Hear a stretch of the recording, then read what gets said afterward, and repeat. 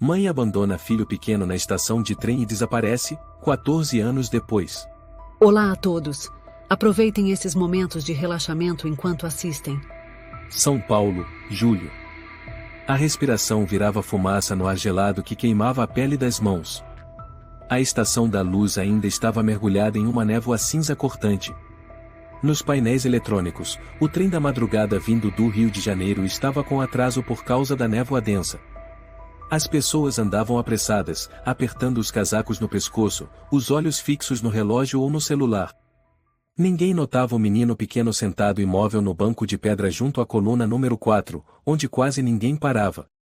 Diego Martins, segurança de plantão no turno da noite, passou por ele 3 vezes. Na primeira, achou que fosse uma criança em situação de rua, ou uma criança perdida que já estava sendo observada por algum adulto. Mas na 4ª vez que passou, quando a luz da máquina de vendas iluminou o rosto pálido do menino, Diego parou. Oi, você está bem? Nenhuma resposta. O menino estava encolhido, abraçado a um ursinho de pelúcia velho, mofado e esfarrapado.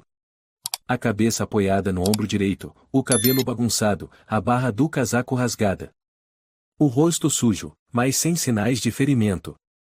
O que fez Diego estremecer foram os olhos do garoto, arregalados, vazios, sem lágrimas, sem expectativa, como se já soubesse ninguém vai voltar.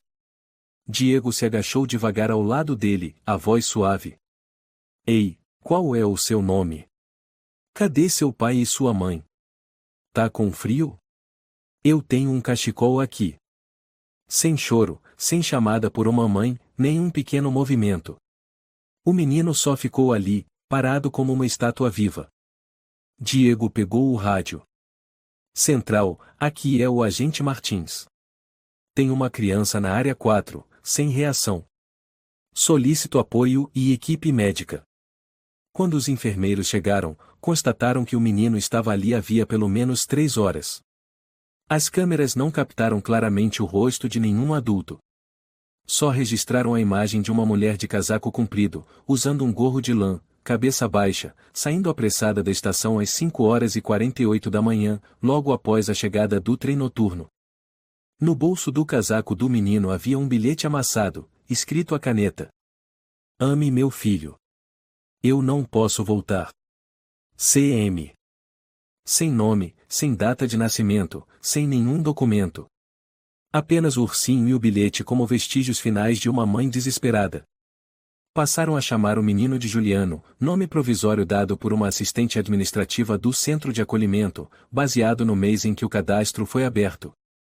Recebeu a etiqueta criança sem identificação e identidade não verificável. O centro de acolhimento número 9, Santo Amaro, passou a ser o lar de Juliano como se fosse uma encomenda extraviada. Tinha uma cama, refeições racionadas, roupas doadas usadas. Mas ninguém o amava como uma criança comum. A primeira lembrança de Juliano não era um sorriso. Era o som do apito do trem, longo e gelado. Sonhos repetidos em que ele se via em meio a uma multidão indiferente, a mãozinha erguida tentando segurar o casaco de alguém, mas era só o vazio.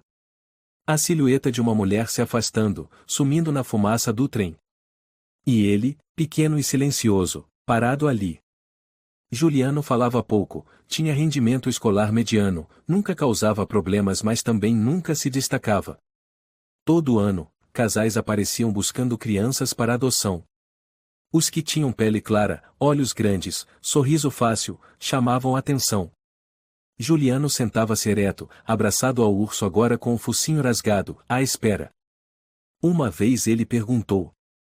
Tia, alguém já veio me procurar? A assistente administrativa deu de ombros. Não, Juliano. Eu já verifiquei. Ninguém procurou por você nesses 10 anos. Então, e minha mãe pode ter morrido? Não sei, meu bem. Mas se estiver viva, deve ter um motivo. Juliano baixou a cabeça e não perguntou mais. Um motivo. É claro. Deve ter havido um motivo para abandonar o próprio filho. Talvez ele fosse desobediente, desse trabalho, chorasse demais e talvez fosse um fardo. Outras crianças mostravam fotos dos pais. Juliano não tinha nenhuma. Outros faziam festa de aniversário, com bolo, velas. Ele apenas tirava o ursinho da mochila, colocava sobre a mesa e sussurrava: Ursinho, vivi mais um ano. Você acha que minha mãe ainda lembra de mim? Muitos funcionários se revezavam no centro, mas havia uma que nunca esquecia de Juliano, Dona Helena, a faxineira mais velha do abrigo, que limpava tudo depois que todos dormiam. Ela sempre deixava um pedacinho de bolo ou pão ao lado da cama dele. Sabe, meu filho, disse ela uma vez, as crianças que foram deixadas para trás geralmente são muito especiais. Porque a dor ensina a ser mais forte que qualquer um. Juliano não respondeu, mas naquela noite apertou mais forte o ursinho. Aos 13 anos, Juliano foi alvo de bullying na escola por não ter pais. Ei, ninguém quer você. Seu urso fedorento. Aposto que sua mãe jogou você e ele fora para se livrar. Uma vez, arrancaram o urso de suas mãos e rasgaram a barriga do bicho no meio do pátio. Juliano reagiu com socos e foi suspenso por 2 semanas. A escola registrou que ele tinha problemas emocionais e tendência a explosões. Mas ninguém perguntou por que ele explodiu daquele jeito. Nas noites seguintes, Juliano costurou o urso com linha emprestada de Dona Helena. A agulha feriu seus dedos. Mas ele não chorou. Uma noite, Helena sussurrou ao passar: Você não precisa esperar que alguém te procure para saber que você tem valor. Quem não te procurou é quem perdeu algo valioso. Juliano levantou o olhar. A senhora diz isso, mas eu ainda queria saber. Se minha mãe voltou alguma vez. Nem que fosse uma só. Helena ficou em silêncio. Não respondeu. Apenas acariciou o cabelo dele e seguiu seu caminho. Juliano completou 17 anos sem bolo. O refeitório do abrigo estava tão sem graça quanto sempre, sopa rala, um pedaço de peixe frito frio e 2 fatias de pão seco. As crianças menores ainda tentavam sorrir. Juliano comia calado, como de costume. Dona Helena deixou um bombom de hortelã e uma frase sussurrada antes de ir embora. Mais um ano. Você continua de pé. Feliz aniversário, Juliano. Ele assentiu, em agradecimento. Mas ao subir para o quarto, algo estranho aconteceu. Havia um pacote embrulhado em papel pardo, colocado com cuidado sobre a colcha dobrada. Juliano se sentou assustado. Olhou em volta e ninguém mais havia ganhado presente naquele dia. Ninguém o havia chamado na porta. E Dona Helena nunca subia ao 2º andar. Na embalagem, não havia remetente. Apenas uma frase.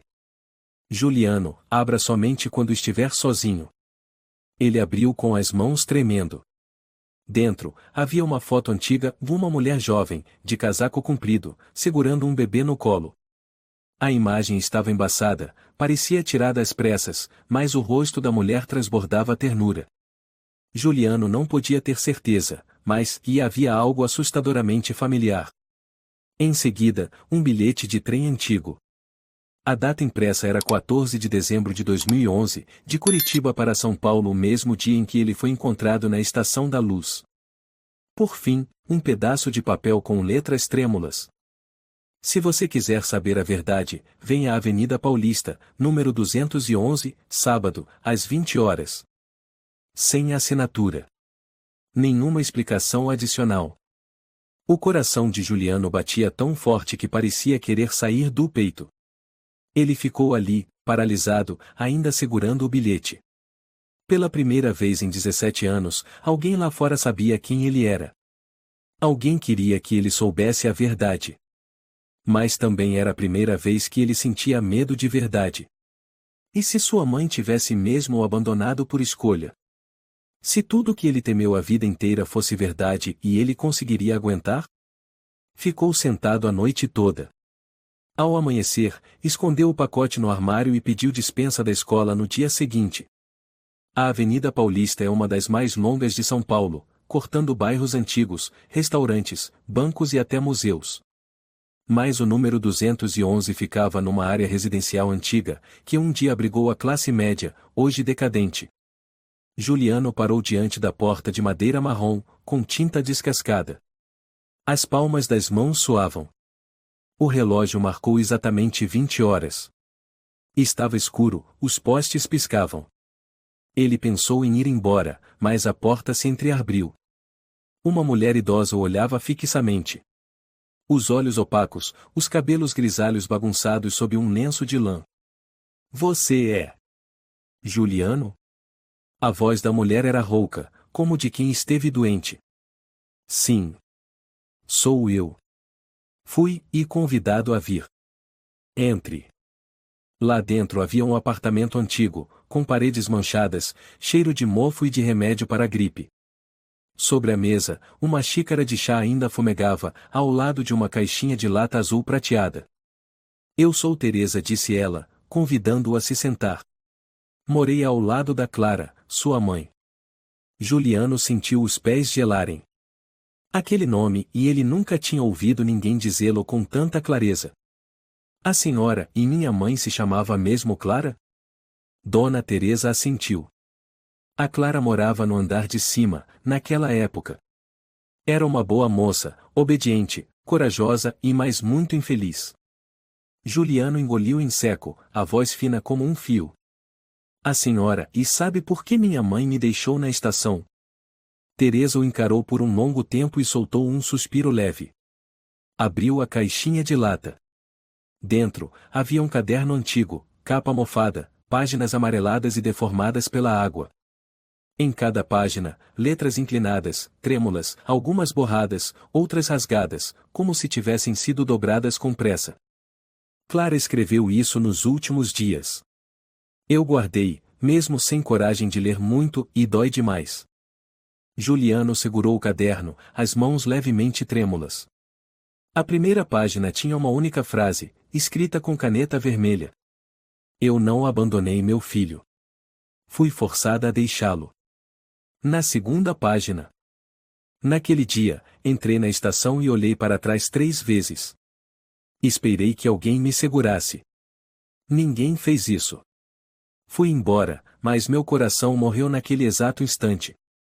Juliano sentiu como se estivesse caindo num buraco sem fundo. Virou a página. Cada uma era uma linha de diário escrita no desespero. Eu não tinha dinheiro. Não tinha casa. Não tinha o direito de ficar com meu filho. Disseram que, se eu não fosse embora, me prenderiam, tirariam meu bebê e me apagariam da vida dele. Eu não podia deixar que fizessem isso. Escolhi deixá-lo em um lugar onde haveria muita gente, na esperança de que alguém o visse, o salvasse. Filho, eu não voltei porque sabia que, se me pegassem, me matariam ou te mandariam para um lugar pior. Filho, eu juro que nunca quis isso. Eu te amei mais do que a minha própria vida. Mas eu só tinha 2 braços. E o mundo inteiro contra mim. Juliano não sabia desde quando estava chorando. As lágrimas molhavam as páginas. Ele já não conseguia mais enxergar as palavras. A senhora sabe quem forçou minha mãe a fazer isso? Ele perguntou com a voz rouca. Teresa balançou a cabeça. Clara nunca disse o nome. Chamava apenas de ele. Mas eu sei que era alguém muito poderoso. Tinha dinheiro. Tinha influência. Capaz de fazer uma moça desaparecer sem deixar rastro. Juliano apertou o caderno contra o peito. E a senhora acha que minha mãe ainda está viva? Teresa ficou em silêncio por um longo tempo, depois olhou para ele com olhos tristes.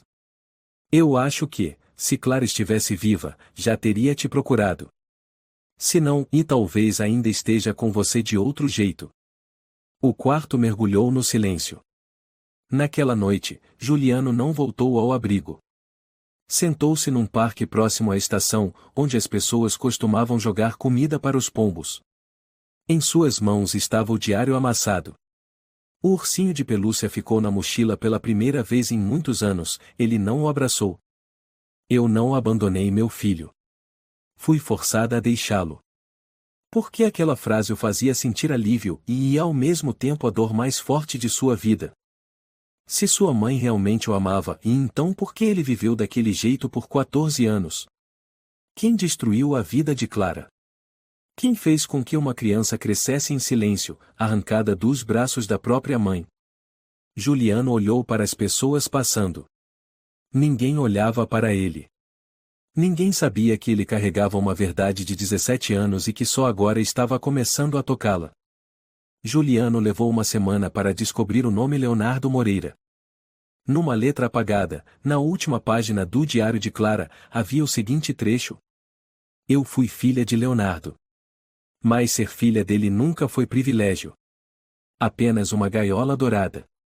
Com essa pista, Juliano foi até a biblioteca municipal, pesquisou em arquivos antigos. E então encontrou Leonardo Moreira, político que fora deputado estadual pelo Paraná, presidente do Conselho Estratégico da região leste do Brasil, atualmente CEO do Grupo Moreira, um dos conglomerados mais influentes do país. Nos jornais, ele aparecia com um sorriso calmo, cabelo prateado impecável, sempre com a mão no ombro de alguma figura importante. Uma imagem perfeita, um homem poderoso, respeitável, defensor da família, dos valores tradicionais e do futuro do país. Juliano riu, sarcástico. Se esse era o paio que Clara mencionava, e toda aquela perfeição era apenas uma máscara. Mas ele precisava de provas. E precisava ver com os próprios olhos o homem que levou sua mãe ao desespero a ponto de deixá-lo para trás. Na segunda-feira, Juliano vestiu-se com cuidado, pegou um casaco emprestado de um colega de quarto, penteou os cabelos e foi até a sede do Grupo Moreira, na Consolação. Era um prédio imenso, espelhado, com reflexos ofuscantes. As pessoas que entravam e saíam pareciam todas executivas ou funcionários de escritório. Seguranças de terno preto e fones no ouvido guardavam as portas. Ele foi até a recepção. Eu gostaria de falar com o Sr. Leonardo Moreira. A recepcionista o examinou dos pés à cabeça. Você tem hora marcada? Não. Mas, e eu sou parente dele. A moça digitou no computador, olhando para ele com desconfiança. Seu nome completo? Juliano, e só Juliano. Eu não tenho sobrenome verdadeiro. Mas minha mãe se chamava Clara Moreira. Silêncio. Um raio passou pelos olhos da atendente. Ela chamou no rádio. Um jovem, e disse ser neto do Sr. Leonardo. Sem identificação confirmada. Devo informar? Menos de 3 minutos depois, 2 seguranças surgiram. Um deles cochichou algo no ouvido da recepcionista e lançou um olhar a Juliano. Espere ali, naquele banco, disse, com voz nada acolhedora. Juliano sentou-se. As mãos suadas. Olhou o relógio, 15 minutos. Depois 20. O elevador se abriu. Dele saiu Leonardo Moreira. Ele era exatamente como nos jornais, alto, magro, postura firme, cabelos prateados, terno cinza claro impecavelmente cortado. Os olhos pousaram sobre Juliano. Um olhar indiferente. Quem é você? Perguntou, sem um pingo de surpresa. Juliano se levantou, respirou fundo. Eu sou filho da Clara. Seu neto. Disse Juliano. Um breve silêncio, quase imperceptível. Leonardo sorriu com desdém. Clara. Não conheço nenhuma Clara. O senhor conhece, respondeu Juliano, com a voz trêmula, mas firme. Minha mãe viveu. Ela escreveu um diário. Ela amou o próprio filho. E teve tudo destruído pelo senhor. Eu não tenho netos. Muito menos um vestido assim. A voz dele era afiada como uma navalha. Juliano deu meio passo à frente. O senhor pode fingir. Mas a verdade não morre. Eu sei de tudo. Minha mãe e foi embora porque foi forçada.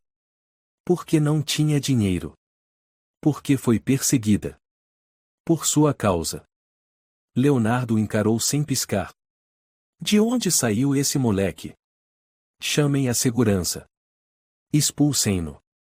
Isto aqui não é asilo de caridade. Juliano gritou, fazendo o saguão inteiro se virar. O senhor matou minha mãe com seu silêncio. O senhor me transformou em um ninguém durante 17 anos. Acha que pode enterrar tudo com dinheiro e honra? Os seguranças correram até ele, segurando seus braços com força, puxando-o para trás. Juliano continuava gritando, se debatendo, com lágrimas que ele já não conseguia conter. Eu sou uma pessoa, não um lixo. O senhor pode se livrar de mim, mas eu não vou me calar. Eu vou descobrir tudo. Eu vou. As portas de vidro se fecharam. Leonardo não se virou. Juliano foi jogado na calçada como um impostor qualquer. No dia seguinte, nenhum jornal noticiou o tumulto na sede do Grupo Moreira. Nenhum veículo de imprensa se importou com um garoto sem origem gritando em público. O centro de acolhimento recebeu apenas uma ligação: o aluno Juliano faltou à escola e causou distúrbios. Notaram na ficha de necessário acompanhamento psicológico. Ninguém perguntou por que um garoto antes calmo teria surtado. Juliano voltou para o quarto, trancou a porta, não comeu, não falou. Sentou-se num canto, com o ursinho no colo. Tudo estava claro agora: seu avô não queria sua existência. Não queria que Clara ficasse com o filho. Não queria que ninguém soubesse da criança mestiça com um mecânico pobre. Não queria nenhuma mancha em sua imagem perfeita. Não conheço nenhuma Clara. Não tenho neto vestido assim. Cada frase era uma lâmina cravada em seu peito. 3 dias depois, ele decidiu voltar ao Grupo Moreira, mas desta vez não para implorar. Só queria ver de novo aquele homem que Clara chamara no diário de o pai com rosto de santo. Dessa vez, não entrou no saguão principal. Ficou do outro lado da rua, ao lado de um carrinho de café ambulante. O dono do carrinho, um senhor brasileiro chamado Jairo, observou Juliano por um tempo e perguntou: Você tá aqui há 1 hora. Tá esperando alguém? Juliano balançou a cabeça. Ninguém me espera. E quero ter certeza de que uma pessoa ainda é humana. Jairo soltou uma risada amarga. Aqueles aí de dentro? Se você acha que eles ainda têm coração, vai morrer de decepção. Pode confiar em mim. Juliano sorriu, mas por dentro sentia um vazio imenso. Por volta das 11 horas, um Mercedes preto brilhoso saiu da garagem subterrânea. Através do vidro, Juliano viu Leonardo sentado no banco de trás, o olhar distante, como se o mundo fosse apenas um palco pequeno onde ele desfilava. Juliano o encarou. Não levantou a mão. Não chamou. Não esperava nada. Ficou ali parado, como o menino que havia ficado imóvel no banco da Estação da Luz 17 anos antes. Naquela noite, Juliano escreveu uma única linha em seu caderno. A verdade não me aliviou. Só me fez sentir ainda mais sozinho. Apagou a luz. Mas naquele sonho, o apito do trem não era mais o som da mãe partindo, e sim o escárnio de uma sociedade que sempre escolheu o lado dos poderosos. 2 dias depois, Juliano recebeu uma ligação de um número desconhecido. A voz do outro lado tremia, era idosa, como se murmurasse com a própria consciência. Você é Juliano, e filho da Clara? Juliano se levantou bruscamente no quarto. Sim. Sou eu. Quem é? Eu sou Lúcia. Fui empregada da família Moreira por mais de 20 anos. Eu sei de tudo e sei de tudo. Juliano prendeu a respiração. Perguntou rápido. Minha mãe? O que aconteceu com ela? A senhora sabe? Chegou a vê-la depois que ela fugiu? Lúcia ficou em silêncio por alguns segundos, depois falou com a voz embargada. Não, e não me permitiram vê-la novamente. Mas eu tenho algo. Algo que deveria ter chegado até você há muito tempo e uma carta que sua mãe deixou, mas que o senhor Leonardo reteve. Juliano se levantou de súbito. As pernas tremiam. A senhora pode me encontrar? Lúcia concordou. Marcaram num café pequeno no bairro da Liberdade, onde a idosa vivia reclusa após se aposentar e cortar todos os laços com a família Moreira. O café estava vazio. Lúcia sentou-se num canto, usando um suéter bege gasto, as mãos magras agarradas a uma bolsa de pano desbotada. Parecia uma avó comum, sem nada de especial, mas o olhar dela, ao ver Juliano, era diferente, cheio de medo, remorso e uma culpa que não conseguia esconder. Você se parece muito com a Clara e os olhos, o jeito calado de se sentar e muito parecido. Juliano apertou os punhos. A senhora sabe, e tudo? Lúcia assentiu, os olhos marejados. Naquela época, eu fui a única que permaneceu leal a Clara. Quando ela engravidou, o Sr. Leonardo enlouqueceu. Ele considerava o bebê uma desonra. Chamava de uma mancha irreparável. Clara implorou a ele. Chorou.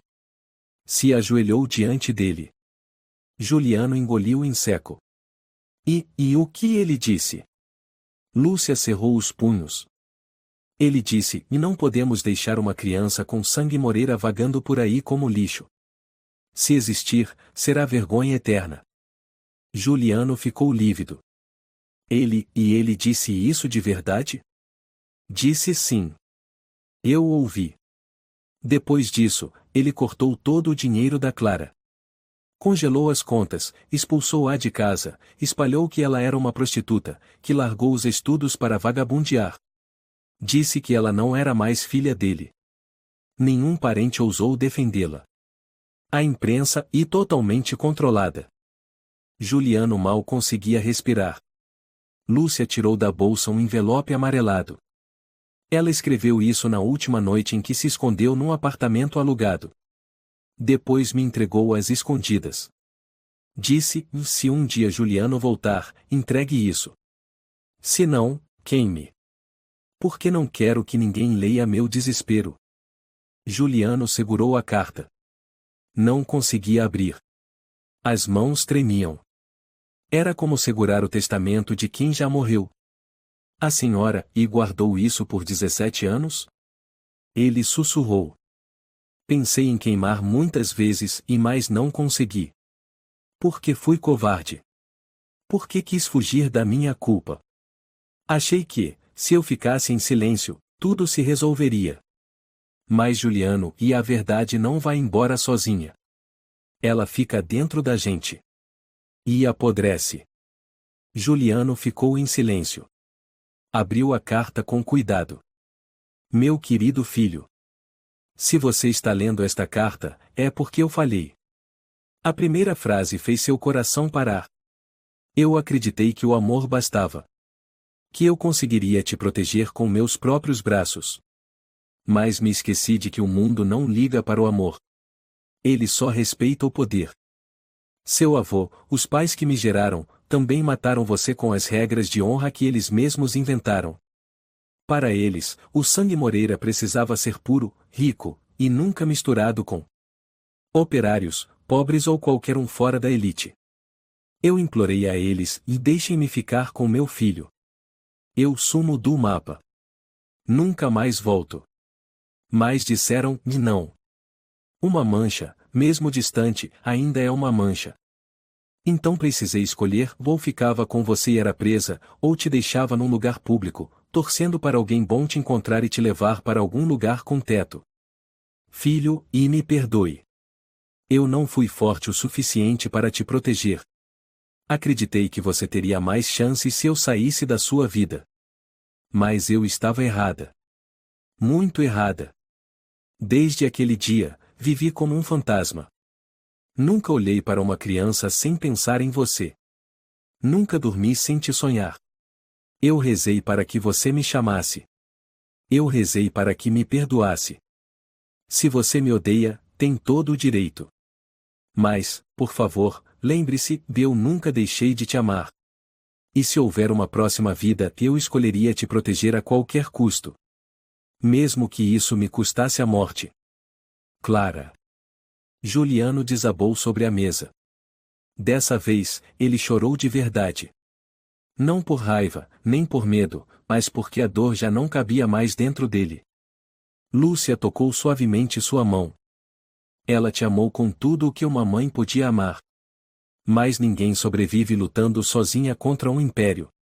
Juliano levantou o rosto. Os olhos estavam vermelhos, mas a voz saiu surpreendentemente calma. Ele, e não vai sair impune. Não pode haver alguém assim, vivendo tranquilo na televisão, apertando a mão do primeiro-ministro, sorrindo para a imprensa e enquanto sua filha desapareceu e seu neto foi jogado fora como lixo. Lúcia permaneceu em silêncio.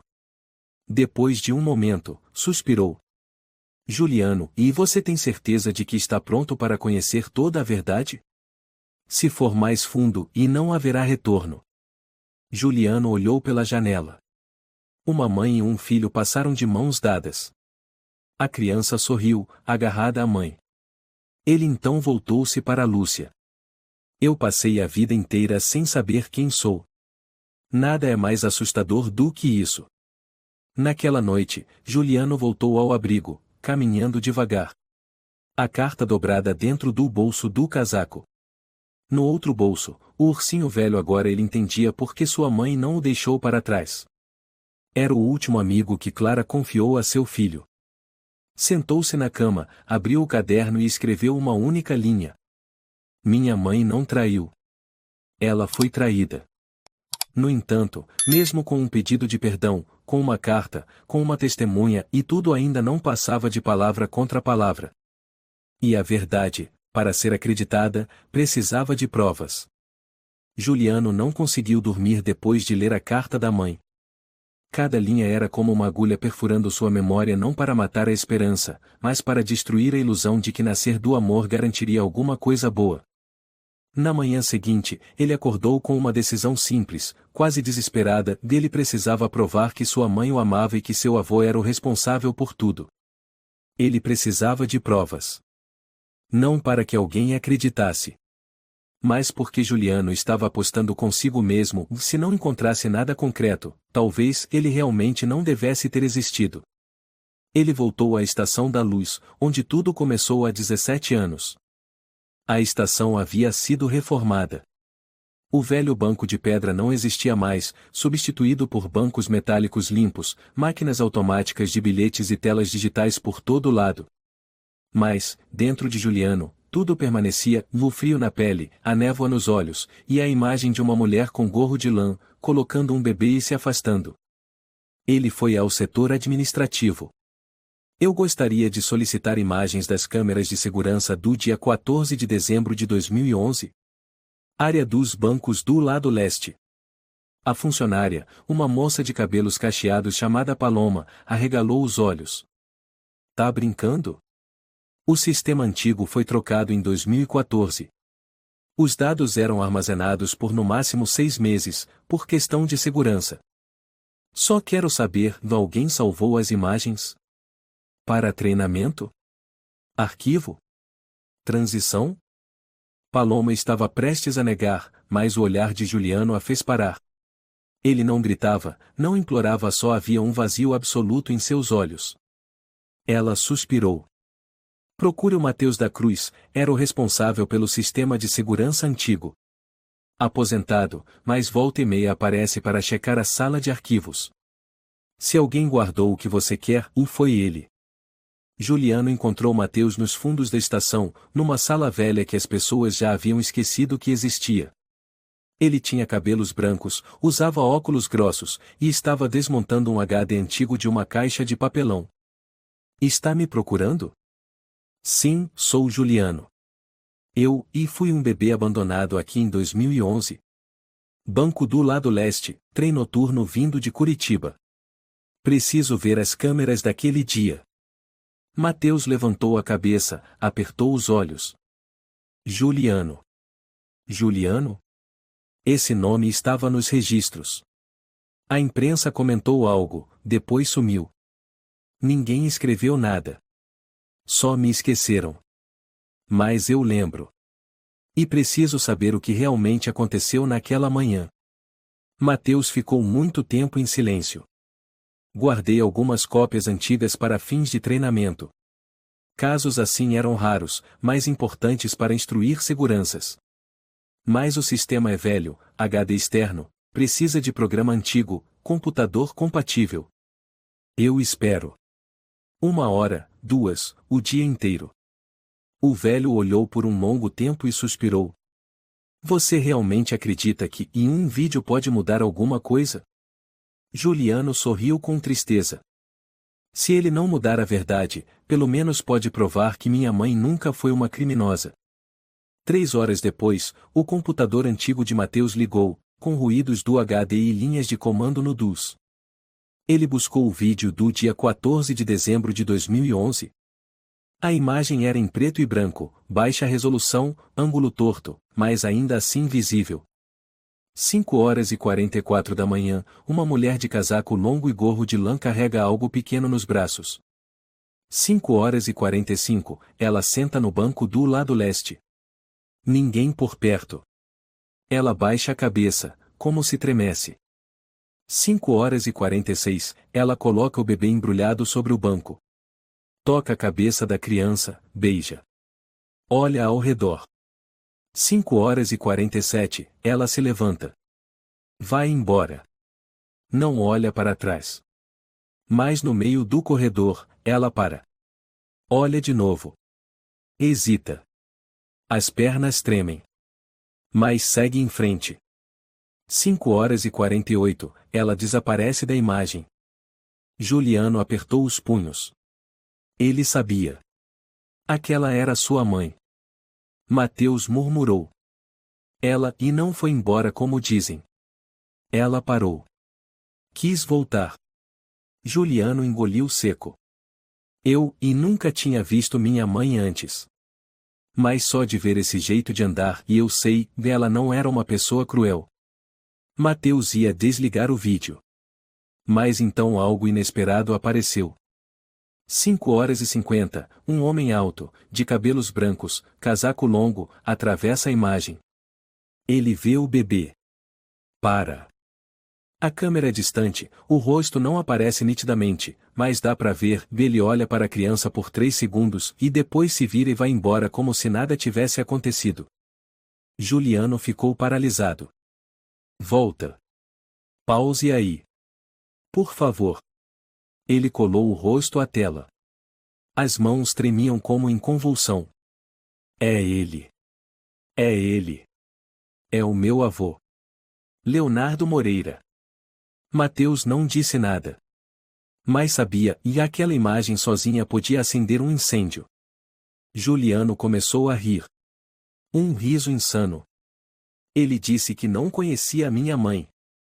Disse que não tinha neto. Mas ele me viu ali, sabia quem eu era e virou as costas como se eu fosse ninguém. Mateus pousou a mão no ombro do rapaz. O que você vai fazer? Juliano cerrou os punhos. Tornar isso público. Jogar na internet. Enviar para os jornais. Espalhar por toda parte. Você pode ser processado por invadir o sistema. Eu não tenho medo. Se eu não falar, então esses 17 anos vivendo como mudo não terão servido de nada. Mateus assentiu lentamente. Retirou o HD externo. Leve.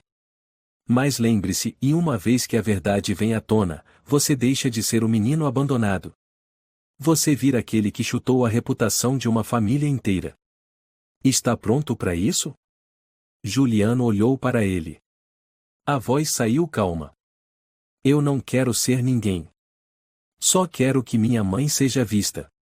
E que ele se curve por ter virado as costas quando uma criança mais precisava dele. Naquela noite, Juliano caminhou da Estação da Luz até Vila Mariana. Não voltou para o abrigo.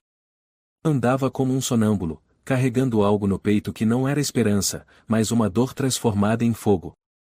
O ursinho de pelúcia ainda estava na mochila. A carta da mãe agora ficava colada ao peito. Amanhã, tudo mudaria. Mas naquela noite, ele ainda era o menino que um dia foi deixado para trás. Com uma diferença, dessa vez, ele não estava em silêncio. Juliano chegou à Vila Mariana por volta da meia-noite. Não foi para o abrigo. Sentou-se sob a marquise de um ponto de ônibus abandonado, encostado na parede, os olhos fixos no HD externo que segurava no bolso do casaco. A carta da mãe seguia junto ao peito. E o ursinho, seu único amigo durante 17 anos, repousava em silêncio na mochila, tão calado quanto Clara, naquele tempo. Ele não sabia o que o amanhã traria. Mas sabia que se ficasse calado, aquele homem continuaria vivendo como se nunca tivesse renegado o próprio sangue. Isso não podia acontecer. Na manhã seguinte, Juliano passou 6 horas na biblioteca do bairro, enviando a cópia de um vídeo de apenas 3 minutos para todos os endereços de e-mail que conseguiu encontrar nos jornais, redes sociais, ONGs de proteção à infância, canais de televisão independentes, fóruns de pessoas abandonadas. Não escreveu um texto longo. Apenas uma frase curta acompanhando o arquivo. Este é Leonardo Moreira, passando diante do próprio neto na Estação da Luz, em 2011. A criança era eu. Tenho a carta que minha mãe deixou. E não ficarei mais em silêncio. Juliano. Depois de enviar, Juliano removeu o cartão de memória e jogou o HD no rio Tietê. Não precisava guardar. Não queria nada para si. Tudo era por Clara, mãe que não conseguiu protegê-lo. Naquela tarde, ele foi convocado à direção do abrigo. A sala estava tensa, silenciosa, com 2 pessoas desconhecidas vestindo camisas sociais e expressão rígida. Juliano disse ao diretor, pausadamente: você tem noção de que está sendo investigado por acesso não autorizado a dados de infraestrutura nacional? Juliano ergueu o olhar. Eu não invadi nada. O responsável pelas cópias antigas me deu o material. O nome dele é Mateus da Cruz. Um dos homens desconhecidos interrompeu. Sabemos disso. E também sabemos que você enviou o vídeo para quase 30 endereços de imprensa em menos de 3 horas. Você entende a gravidade? Juliano ficou em silêncio por alguns segundos. Entendo perfeitamente. Mas se a lei quiser me punir por dizer a verdade, e então que puna. O diretor suspirou, esfregando as têmporas.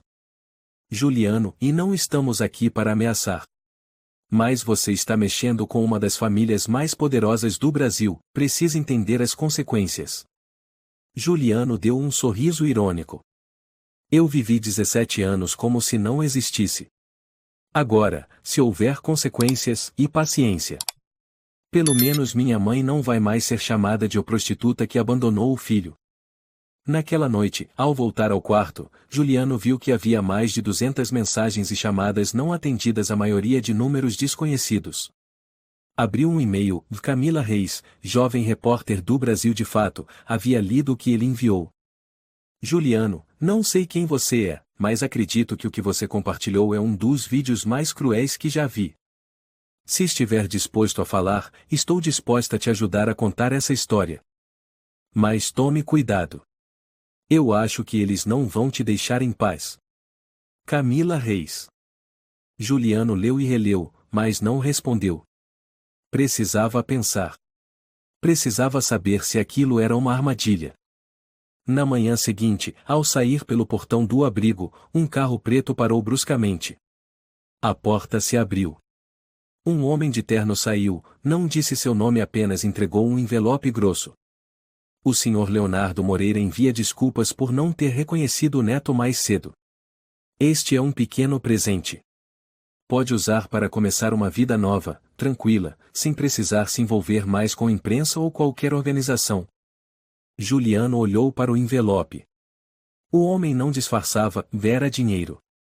Muito dinheiro. Ele perguntou. E se eu recusar?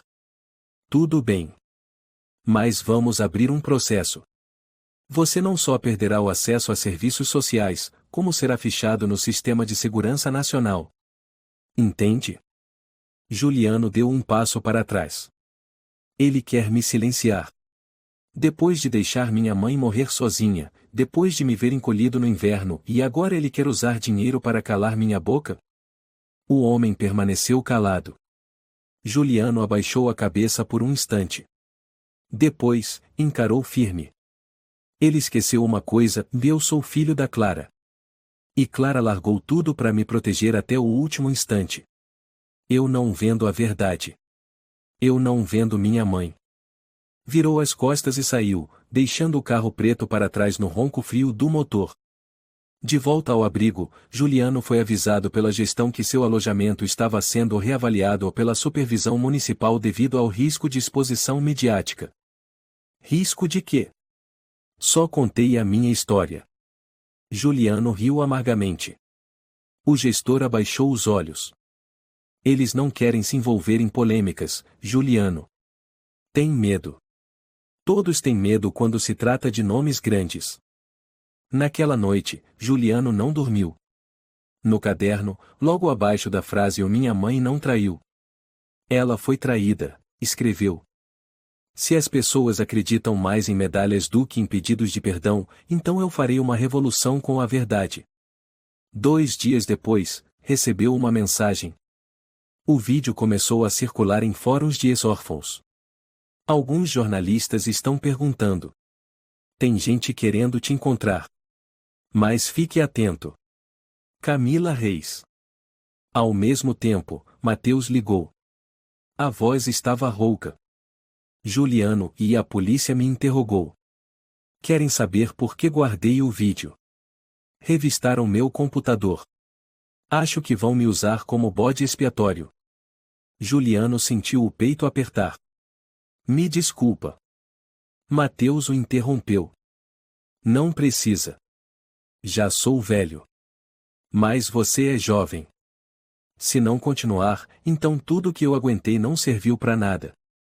Depois de um silêncio, ele completou. Eles podem te ameaçar, comprar, silenciar. Mas só você e esse vídeo podem lembrar ao mundo que honra não se constrói em cima dos que não têm voz. Naquela noite, Juliano pegou o celular. Abriu o aplicativo de gravação. Olá. Meu nome é Juliano. Em 2011, fui deixado na Estação da Luz. Por 17 anos, ninguém me perguntou quem eu era. Ninguém quis saber o porquê. Agora eu sei. O homem que passou por mim sem parar era meu avô. Leonardo Moreira. Foi ele quem destruiu a vida da minha mãe. Foi ele quem me deixou ali como lixo. Agora ele quer que eu me cale. Mas eu não vou. Porque sou filho da Clara. E Clara não merecia ser enterrada no silêncio de homens poderosos. Ele terminou a gravação e enviou. Não tinha mais nada a perder. 3 dias depois de publicar o áudio num fórum aberto, uma estranha quietude se instalou. Nenhum jornal noticiou. Nenhum portal grande mencionou. Nenhuma emissora o procurou. Apenas algumas postagens espalhadas por contas pequenas, a maioria foi excluída horas depois por o conteúdo não verificado. Juliano checou link por link e todos fora do ar. Como se uma mão invisível estivesse apagando cada rastro. Ele mandou mensagem para Camila Reis, a única repórter que havia respondido. Nenhuma resposta. À noite, foi chamado à sala de gestão. Mas quem o recebeu não foi o diretor habitual e sim Luísa, nova responsável da Secretaria de Assistência Social da cidade, com voz fria e formal como um documento oficial. Juliano. Recebemos uma denúncia do Grupo Moreira sobre disseminação de informações falsas, acesso indevido a dados sigilosos e difamação. Juliano ergueu os olhos. Nada no vídeo é falso. Luísa o encarou. Você tem prova de que o homem no vídeo é Leonardo Moreira? Eu vi com meus próprios olhos. Não é suficiente. A imagem não tem reconhecimento facial claro. Não há validação legal. E, principalmente, não há testemunha que confirme. Juliano cerrou os punhos. E a carta da minha mãe? Apenas um papel manuscrito. Sem perícia caligráfica. Sem vestígios forenses. Um tribunal não aceita isso. Juliano riu com desprezo, mas o som soou como metal enferrujado. A geração dele criou as leis e agora usa essas mesmas leis para apagar tudo o que não convém tornar público. Luísa manteve a frieza. Isso não me diz respeito. Estou apenas comunicando que a Secretaria de Assistência Social vai transferi-lo do centro de Vila Mariana para garantir a segurança das outras crianças. Juliano se levantou bruscamente. O que isso quer dizer? Há denúncias de que você tem influenciado negativamente os outros menores, espalhado ódio e ideias antissociais. Você será transferido para um centro temporário em Campinas, dentro de 48 horas. E lá eles vão me afundar como um fantasma, não é? Ele rosnou. Luísa não respondeu. Naquela noite, no dormitório, Juliano ficou olhando para o teto. O ursinho de pelúcia nas mãos, a carta da mãe debaixo do travesseiro. Ele ouviu os sussurros dos colegas de quarto. Disseram que ele vai ser processado. Vai ver, inventou tudo para aparecer. Gente assim, e às vezes é só delírio. Ele pensou que, ao contar tudo, alguém o entenderia. Mas não. Quando a verdade confronta o poder, as pessoas acreditam em quem grita mais alto. E Leonardo tinha um sistema inteiro para isso. Na manhã seguinte, Juliano ligou para o Sr. Mateus, o homem que lhe entregará o vídeo. Do outro lado, só havia o som mongo de chamada. Depois, a mensagem: "No número que você ligou está fora de área ou desligado." Juliano ficou imóvel por quase 1 hora, ainda com o telefone na mão. Não chorou. Apenas, e vazio. Naquela tarde, Camila Reis finalmente respondeu, com uma única mensagem. Desculpe. Fui suspensa por violação das diretrizes editoriais. Levaram meu computador. Bloquearam meu e-mail. Não consigo ajudar mais. Eles agiram mais rápido do que imaginei. Você precisa se cuidar. Juliano leu e releu. Cada palavra batia direto em seu coração. Aquilo já não era mais uma busca por justiça. Era uma guerra contra um império. E ele, uma criança sem sobrenome, sem origem, sem posses, sem apoio, estava sozinho. Às 21 horas daquela noite, ele ouviu uma batida leve na porta. Era Dona Helena, a faxineira idosa que sempre deixava um pedacinho de bolo nos seus aniversários. Juliano. Ela sussurrou.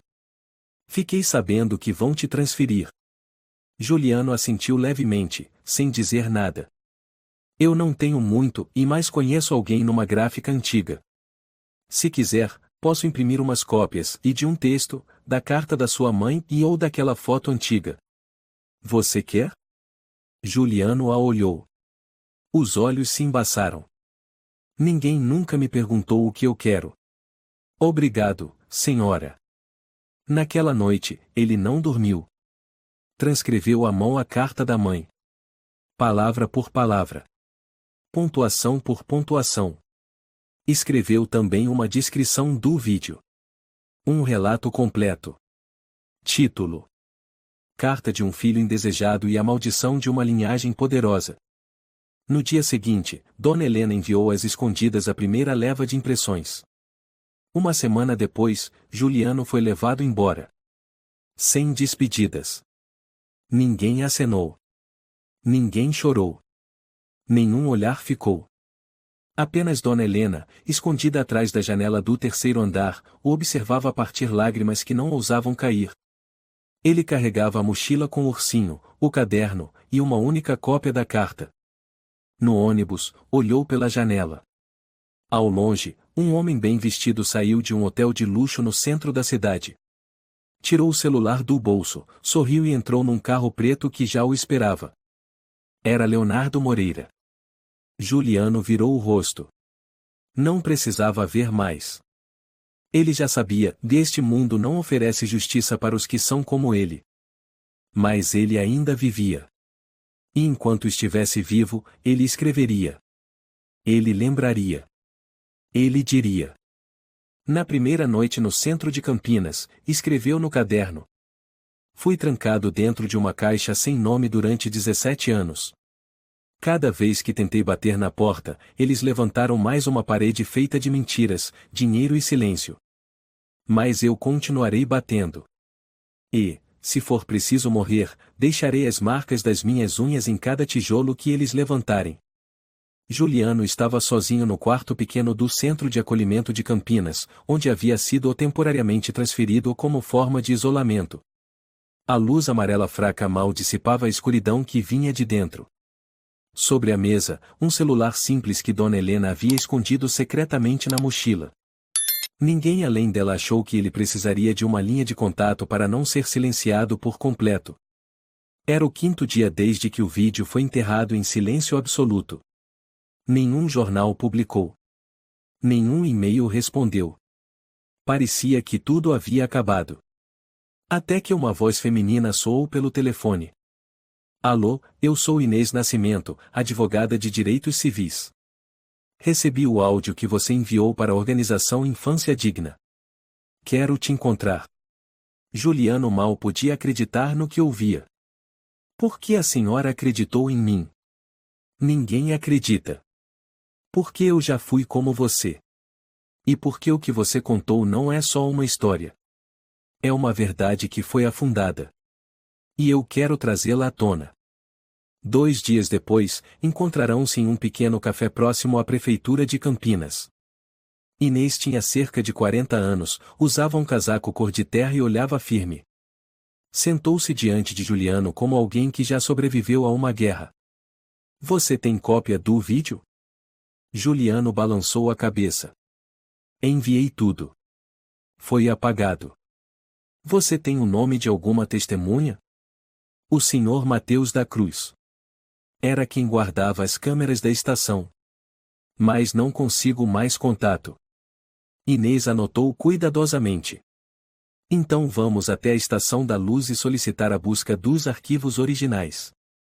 Se sobrou algum fragmento, eu vou obrigá-los a apresentar. Juliano a encarou, voz embargada. Eles vão deixar? Inês sorriu de canto. Se não deixarem, eu peço ordem judicial. 3 dias depois, eles estavam na sala de arquivos internos da Estação da Luz, não um sistema de câmeras atual, mas uma sala abandonada, cheia de computadores antigos, fitas magnéticas e HDS antigos cobertos de poeira. Um técnico de meia-idade com barba, crachá escrito Geraldo Oliveira, arregalou os olhos diante do pedido da advogada. A senhora quer recuperar dados de câmera de 14 anos atrás? Esse sistema foi substituído em 2014. Não deve ter nada. Inês colocou um papel sobre a mesa. Ordem emergencial do Tribunal da Cidade de São Paulo. Se você se recusar, estará violando o artigo 17, obstrução de investigação civil. Geraldo desabou na cadeira. Eu vou tentar. Mas não espere milagres. 4 horas depois, uma voz gritou. Achei uma fita antiga e com data de 14 de dezembro de 2011. Ainda está legível. Juliano se levantou num salto. Um reprodutor de fitas antigo foi ligado. O som agudo da leitura. A tela em preto e branco acendeu no corredor leste da estação, o lugar onde Juliano fora deixado. A cena reapareceu, uma mulher clara abraçando o bebê, colocando-o no banco. Ela se levanta. Vira-se. Hesita. Caminha. Juliano tremia. É minha mãe, e é ela. Inês assentiu. Vamos extrair esse trecho. Codificar. Preservar. Geraldo continuou avançando o vídeo, os olhos semicerrados. Espera, e tem mais. 2 minutos depois, uma silhueta masculina aparece. Cabelos brancos. Alto. Casaco escuro. Ele atravessa o corredor. Para diante do banco. Olha para baixo. Vê o bebê. Vira o rosto. Vai embora. Sem nunca olhar para trás. A sala ficou fria. Juliano prendeu a respiração. É ele. É o Leonardo Moreira. É ele. Geraldo empalideceu. Você quer dizer o ex-deputado? Inês confirmou. E atual presidente do Grupo Moreira, uma das maiores corporações financeiras do leste do país. Geraldo encarou a tela. O rosto pálido. Juliano disse em voz baixa. Não apague. Não feche. Não desligue. Grave agora. Grave tudo. Inês colocou a mão no ombro dele. Vamos copiar o original. Levar para um laboratório de imagem independente. Verificar quadro por quadro, passo por passo. Só então divulgaremos. Desta vez, ninguém poderá negar, disse Inês. Uma semana depois, Inês tinha em mãos a análise completa da imagem emitida pelo Instituto de Imagens Digitais de São Paulo. O relatório, Com 14 páginas, afirmava. A imagem extraída da câmera do dia 14 de dezembro de 2011 na Estação da Luz é autêntica. O homem no vídeo tem índice de compatibilidade facial, porte e altura com Leonardo Moreira de 94,7%, segundo análise morfológica feita por inteligência artificial. Não há indícios de edição, desfoque ou manipulação posterior. Juliano terminou de ler. As mãos tremiam. Ele ficou sentado em silêncio por muito tempo. Inês perguntou suavemente. Você quer que a gente divulgue? Juliano assentiu. Mas desta vez, e vamos com força. Nada de enviar para um ou outro. Enviem para todos ao mesmo tempo. TV, jornais, fóruns, Ordem dos Advogados, associações de defesa da infância. Enviem por todo o país. E para o exterior também. Inês o olhou. Seus olhos estavam marejados. Você não caiu. Agora é hora de fazer os poderosos tremerem. Na manhã seguinte, o vídeo foi publicado abertamente em 3 plataformas de mídia independente, acompanhado da análise técnica, da validação jurídica e de um trecho da carta manuscrita de Clara, autenticada por um instituto independente de análise de caligrafia. Título da matéria: Leonardo Moreira, o senhor da honra que abandonou o próprio neto, em vídeo exclusivo da Estação da Luz, 2011. Com a seguinte introdução. A verdade sempre encontra um caminho para voltar. 17 anos depois, o bebê abandonado não é mais o menino que ninguém quis. Ele tem nome. Ele tem voz. E agora, tem provas. Em apenas 8 horas, a matéria ultrapassou 700 mil compartilhamentos, tornando-se o assunto mais comentado nas redes sociais do Brasil. Grandes veículos como Folha de São Paulo, Estadão e G1 passaram a solicitar cópias do material. Juliano já não era mais um nome desconhecido. As pessoas começaram a perguntar: por que um político de alto escalão abandonaria o próprio neto? Quem é Clara Moreira? Por que ela desapareceu? Juliano é vítima ou testemunha de um crime silencioso? Na manhã de segunda-feira, a Folha de São Paulo publicou uma reportagem investigativa de 3 páginas. O homem mais poderoso virou as costas para uma criança anônima, e a verdade após 17 anos esquecida. Em 6 horas, todos os grandes jornais O Globo, Correio Brasiliense, Jornal do Brasil repercutiram o caso. A TV Globo abriu o Jornal da Manhã com imagens em preto e branco, um homem grisalho parando, olhando para um bebê e virando as costas.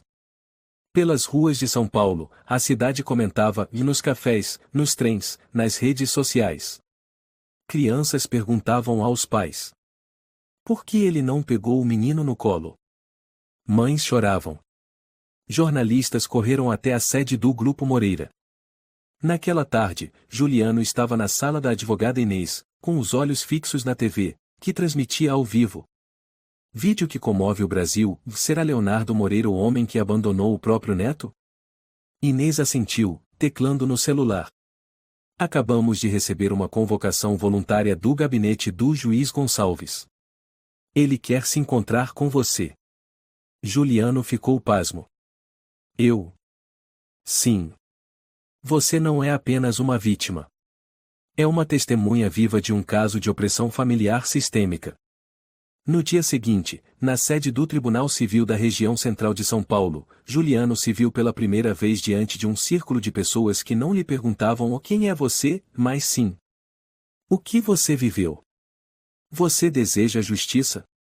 O juiz Gonçalves, conhecido por julgar casos de corrupção, olhou fixamente para Juliano e disse, com voz grave: você quer, em nome da sua mãe, restaurar a honra dela perante a lei?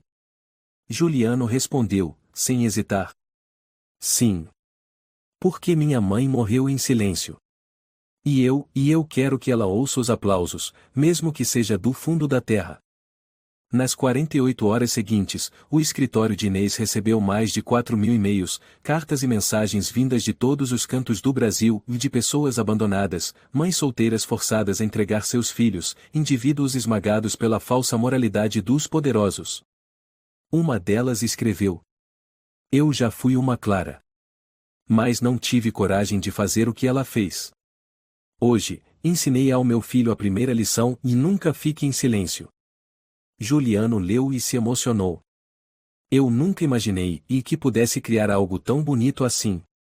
Inês pousou a mão em seu ombro. Porque você é a voz de todos os que já foram deixados para trás. Enquanto isso, o Grupo Moreira entrou em colapso. As ações caíram 19% em 3 dias. Parceiros financeiros anunciaram o fim das colaborações. A Comissão de Ética do Parlamento abriu uma investigação urgente por conduta imoral e violação dos princípios de cidadania contra Leonardo Moreira. Na coletiva de imprensa do dia 27 de junho, ele apareceu com um terno amarrotado e o rosto pálido. Foi um mal-entendido. Eu não sabia que aquela criança era meu neto. Naquela época, eu estava sob muito estresse. Não consigo lembrar de todos os detalhes. Um jovem repórter gritou. Então por que o senhor nunca procurou sua filha depois de expulsá-la da família? Ele ficou em silêncio. Na manhã seguinte, Leonardo Moreira anunciou sua renúncia à presidência do grupo empresarial e se retirou de todos os cargos do Conselho Político Nacional. Um memorando interno vazou. Não podemos sustentar a imagem de um homem que abandonou o próprio neto no inverno, ainda mais com um vídeo como prova. No dia 1º de julho, na pequena praça atrás da Estação da Luz, uma cerimônia informal em homenagem a Clara Moreira foi realizada. Mais de 300 pessoas levaram ursos de pelúcia e os colocaram sobre um banco reconstruído conforme a descrição de 2011. Juliano subiu ao pequeno palco improvisado, pegou o microfone com os olhos úmidos. Diante dele, uma multidão de desconhecidos mas com olhares cheios de empatia. Por 17 anos, fui uma criança que ninguém perguntava o nome. Minha mãe Clara foi forçada a escolher entre o amor e a honra. Ela escolheu o amor, e por isso foi enterrada. Ele parou por alguns segundos. Uma brisa leve passou, e a bandeira do Brasil tremulava ao fundo. Mas hoje, não sou mais o Juliano sem nome. Sou filho de Clara. E ela é o símbolo de todas as mulheres que foram silenciadas até a morte. Aplausos ecoaram. Cada palma soava como um abraço devolvido a Clara, através do vento, da terra. 2 semanas depois, o tribunal reconheceu oficialmente. Clara Moreira foi vítima de violência de honra. Juliano tem direito integral ao seu legado moral e ao sobrenome original. Juliano passou a se chamar Juliano Moreira Nascimento, filho de Clara Moreira. E então, no último dia do verão, Juliano visitou o antigo abrigo em Vila Mariana. Ele foi com Inês. Dona Helena o esperava no portão, como se 17 anos não tivessem passado. Dona Helena.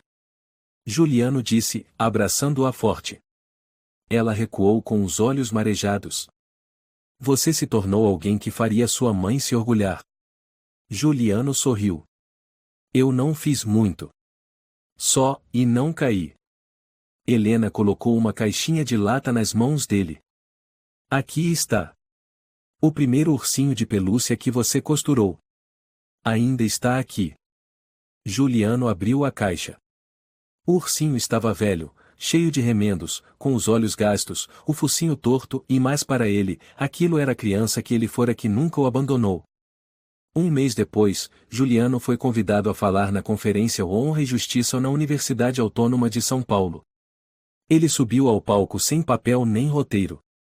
Alguém me perguntou o que você queria ao tornar tudo isso público. Eu não queria dinheiro.